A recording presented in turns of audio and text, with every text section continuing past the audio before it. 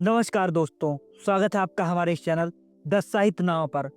फणीश्वर नाथ रेणु का प्रसिद्ध उपन्यास मैला आंचल को आगे बढ़ाते हुए अब चलते हैं उसके पहले खंड के पार्ट 13 की ओर। गांव के ग्रह अच्छे नहीं, सिर्फ ज्योतिकी जी नहीं, गांव के सभी मातबर लोग मन ही मन सोच विचार कर देख रहे हैं, गांव के ग्रह अच्छे नहीं। तहसीलदार साहब को स्टेट के सर्किल मैनेजर ने बुलाकर एकांत में कहा है, 1 साल का भी खजाना जिन लोगों के पास बकाया है उन पर चुपचाप नालिश कर दो। बलाए बलाए से नोटिस 58 बी तामील करवा लो। कुर्की और इश्तहार निकाल करवा कर सरद जमीन पर चपरासी को ले जाने की जरूरत नहीं। कचहरी में ही बैठकर गांव के चमार से अंगूठा का टीप लगाए लेकर ढोल बजाने की रसीद बनवा लो। गांव के घूस देकर 1-2 गवाहों को भी ठीक करके रखो। स्टेट से उनको भत्ता मिलेगा। इन कांग्रेसियों का कोई ठीक ठिकाना नहीं। सिंह जी यादव टोला के नदेड़ों का सीना तान कर चलना बर्दाश्त नहीं कर सकते। ज्योतिकी जी ठीक कहते थे, बार बार लाठी भाला दिखलाते हैं, हौसला बढ़ गया है। अब तो राह चलते प्रणाम पाती भी नहीं करते हैं यादव लोग। कलिया कभी कभी चिढ़ाने के लिए नमस्कार करता है, देह में आग लग जाती है सुनकर। लेकिन सिंह जी क्या करें, राजपूत टोली के नौजवान लोग भी ग्वालों के दल में ही धीरे धीरे मिल रहे हैं।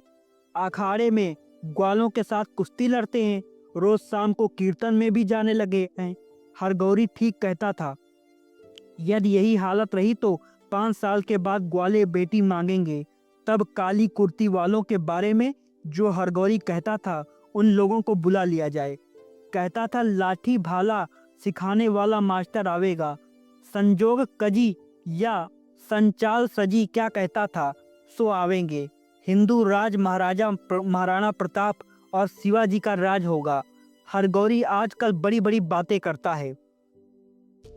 भंडारा के दिन सिंह जी रूठे हुए खिलावन सिंह यादव को घर से जबरदस्ती खींचकर ले गए थे, लेकिन खिलावन सिंह का मन रूठा ही हुआ था। जो उसकी काका रोज का आते हैं, उन्होंने कहा है, सकलदीप का 18 साल की उम्र में माता या पिता का विजोग लिखा हुआ है। सकलदीप का यह 17वां जा रहा है। सकलदीप की माँ बेटे का गौना करवाने के लिए रोज तकादा करती है। बेटे को वकील बनाने की इच्छा शायद काली माई पूरी नहीं होने देगी। गौना के बाद फिर क्या पड़ेगा, माता पिता का विजोग।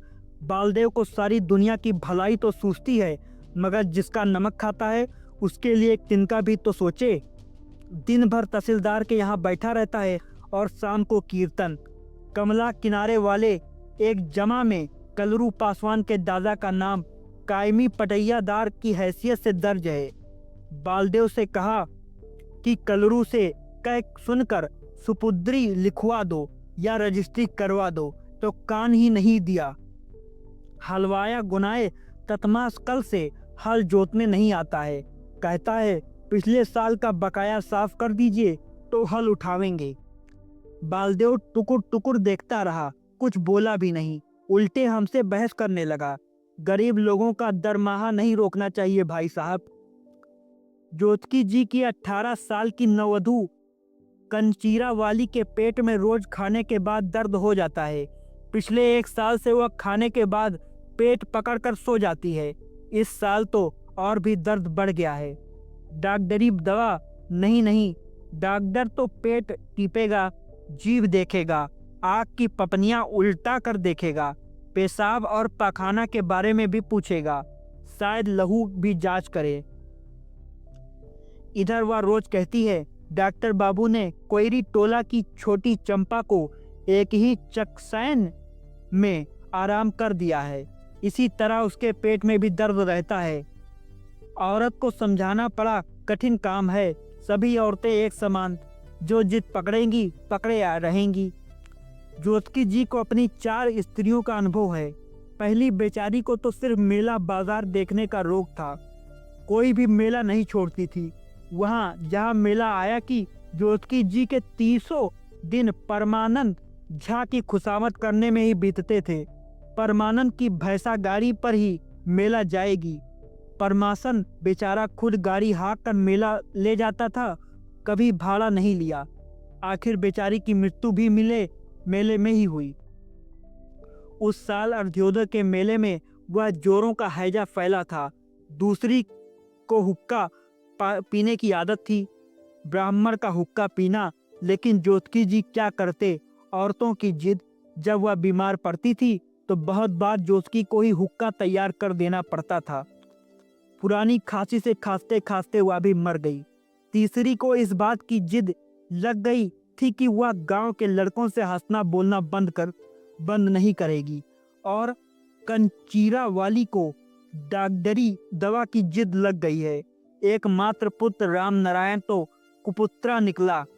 बिदापत नाच करता है, ततमा पासवानों के साथ रहता है। सारी ब्राह्मण मंडली में उसकी शिकायत फैल गई है। कोई बेटी देता ही नहीं। जोतकी जी क्या करें? हाथ की ऊर्ध्व रेखा तो नीचे तर्जनी में चली गई है, लेकिन कुंडली के दशम घर में शनि है। समझाते समझाते थक गया कि अपना नाम राम नारायण मिश्र कहा करो, लेकिन वह भी गंवार की तरह नाम लड़ैन ही रहता है।